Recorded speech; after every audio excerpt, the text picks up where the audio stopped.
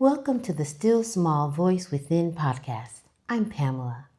Each week, I begin with a question, explore a few observations from life, share a story, and see what wisdom emerges along the way.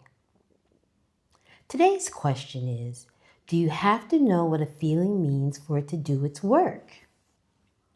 What if emotions don't always need to be analyzed, explained, or understood? What if sometimes their job is simply to be felt? The first thing life taught me is this. We often treat emotions like puzzles. Many of us were taught that uncomfortable emotions need to be fixed, suppressed, or ignored. The moment sadness, fear, anger, or grief appears, we start searching for a cause or pretending that nothing is happening. We try to logic our way to an explanation. Sometimes understanding is helpful, but sometimes the search for meaning becomes yet another way of avoiding the feeling itself. Another thing I've noticed is that emotions are experiences before they have explanations. I don't know very many people who were taught as children. I certainly wasn't. But emotions are intimately connected to physical sensations. That is to say, feelings often appear as sensations in the body, tightness in the chest, a lump in the throat, a knot in the stomach. Before we can explain an emotion, we can often simply notice it.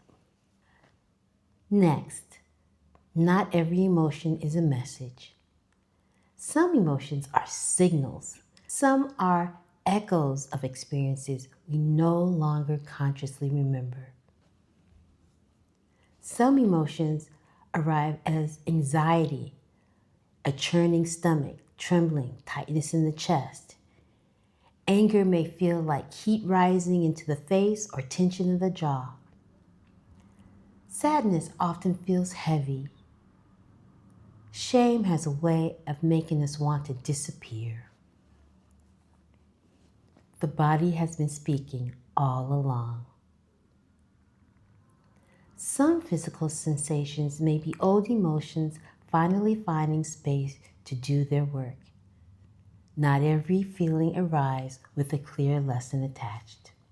Something that still surprises me is that the body often knows how to complete a process. We assume healing happens through thinking.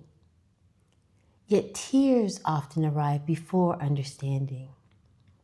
Relief often arrives before explanation. The nervous system can process experiences in a way that the conscious mind cannot fully track.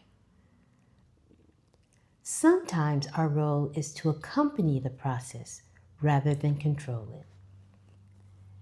And finally, meaning can arrive later or not at all. Insight is wonderful when it comes, but insight is not a prerequisite for healing. Some experiences resolve themselves without a final answer.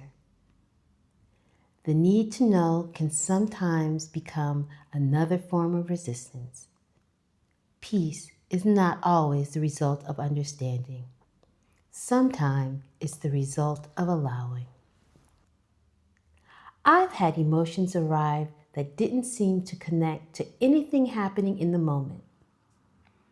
I was walking down Chaussée d'Ixelles one beautiful summer afternoon.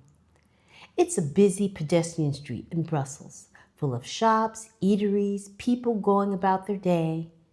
And suddenly, I felt afraid. My chest tightened. My heart began to race in that particular way I've come to recognize as fear. I looked around. No one was following me.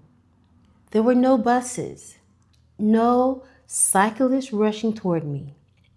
Nothing unusual was happening, yet there I stood in the middle of the walkway, frightened. Rather than argue with the feeling, I reminded myself that I was safe, and then I waited. Gradually, the sensation subsided. There had been no argument, no bad news, no obvious trigger, and I never discovered why it happened. And that's why I remember that afternoon so clearly. But there's one thing I'm reasonably certain. It wasn't fear about that moment. It was an old echo finally finding enough space to be heard. And for the first time, I realized I didn't need to know what the feeling meant for it to do its work. What I understand differently now is that we live in a world that values answers. Understand it, label it, fix it, explain it. But emotions don't always operate according to those rules. Sometimes a feeling arrives not to be solved, but to be experienced. Sometimes grief needs a witness more than an explanation. Sometimes sadness needs space more than analysis. And sometimes healing happens quietly beneath the reach of language. And if this is the case, then maybe the question is not, what does the feeling mean?